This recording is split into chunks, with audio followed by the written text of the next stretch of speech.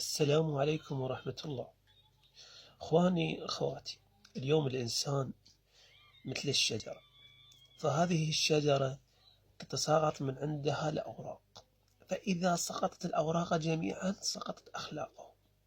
اليوم الإنسان إذا ما عنده أخلاق ولا قيم لا يعيش حياة أحسن ولا يتكلم مع أحد.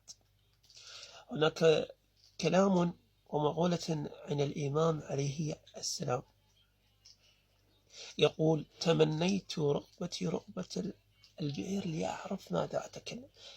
البئر ليش؟ لماذا اختار البئر؟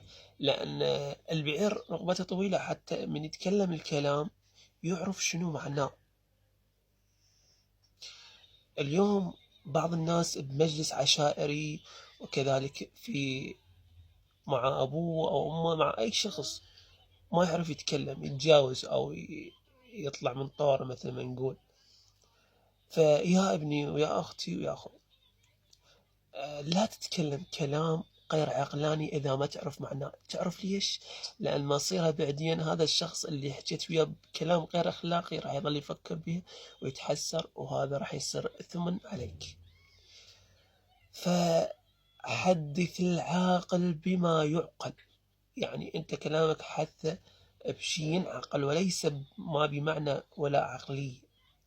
دائما كلامك خليه يرزن وأخلاق وقيم، لأن تعرف الأخلاق والقيم كالصدقة الجاري. باكر عقبه من تموت لا سامح الله أو تموتين يقولون فلان خوش فلان الله يرحمه، هذه صدقة جارية لك. فتعلموا الأخلاق والقيم للآخرين.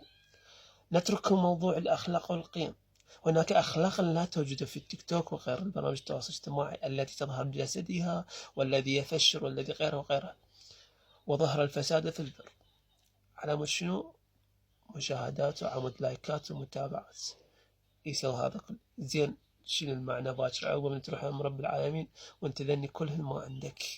والله شو تقول لي؟ انا عمود مشاهده، لو تقول لي على عمود دولار، على عمود الناس الصنفض.